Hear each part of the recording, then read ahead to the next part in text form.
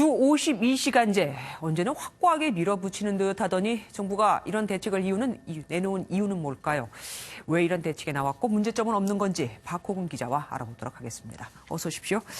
이번 보완 대책의 핵심은 뭐라고 보면 될까요? 네, 먼저 특별 연장 근로 인가 허가를 확대하는 겁니다. 네. 지금 현행 근로기준법에 따르면 고용노동부 장관이 인가를 하고요. 그리고 네네. 근로자가 또 인정을 하면은 특별 연장 근로를 할 수 있다 이렇게 되어 있는데요. 네. 그런데 시행 규칙으로 재난이나 이에 준하는 사고 발생 때 그때만으로 제한을 해놨습니다.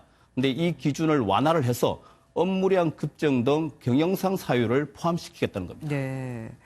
경영상의 사유로 근로시간을 조절할 수 있다. 이러면 악용이 될 수도 있겠습니다. 정확히 탄력 근로제라는 게 뭔가요?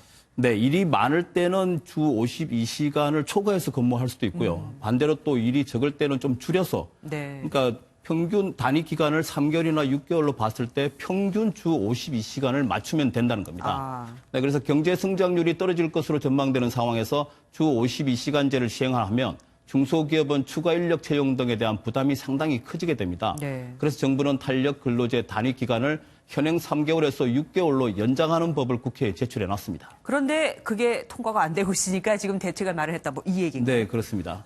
네, 50인 이상 300인 미만 사업장 그 시행이 내년 1월로 다가와 있는데요. 네네. 그런데 탄력 근로제 연장 관련법이 국회에서 통과할 기미를 보이지 않자 탄력 근로제 효과를 낼 수 있는 또 다른 보완책을 찾은 겁니다. 네. 말하자면 특별 연장 근로 인가 사유의 범위를 확대해서 경영상 꼭 필요한 일이 있을 때 일을 좀 더 할 수 있게 해주겠다. 이런 대책입니다. 예. 그런데 물론 뭐 대책이 나올 수밖에 없는 이유도 알긴 알겠습니다만 이렇게 자꾸 보완책이 여기서 조금 저기서 조금 나오면 결국 주 52시간제가 무더기가 될 수도 있지 않겠습니까? 그렇습니다. 이번에 나온 대책인 특별 연장 근로 확대 시한도 한정을 해야 된다. 이런 지적이 나오는 이유인데요. 네. 그게 지금 만약 올 연말에 탄력 근로제 연장법이 통과가 되면 3개월 후쯤에 효력이 발생한다고 하거든요. 네. 그러면 특별 연장 근로 사유를 내년 3월까지로만 한정을 하고 이후에는 원래대로 재난이나 이에 준하는 사고가 발생한 때로 제한을 해야 한다. 이런 지적이 나오는 겁니다. 예.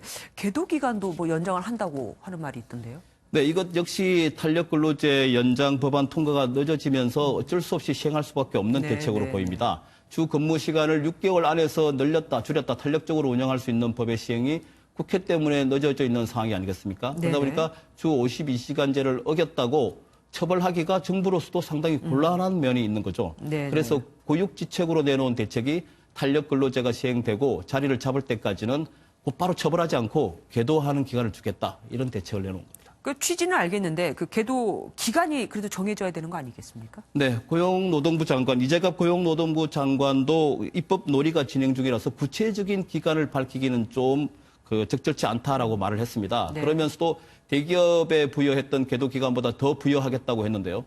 지난해 7월에 300인 이상 기업이 주 52시간제를 시행할 때 6개월의 계도 기간이 부여됐고요. 일부 기업은 9개월이 주어졌거든요. 따라서 중소기업에도 최소 6개월 이상, 많게는 9개월 이상 주어질 것으로 예상이 됩니다. 결국 정부가 야심차게 추진해온 주 52시간제를 경기가 안 좋으니까 뭐 어떻게 좀 빠져나와야 하는데 뭐 방법이 없고 국회가 안 도와주고 있으니까요. 네, 그래서 출구 전략을 이렇게 짤 수밖에 없었다는 얘기인데 네. 그러니까 이제 문제는 또 노동계 쪽 아니겠습니까? 네, 예상했던 대로 강하게 반발하고 나섰는데요.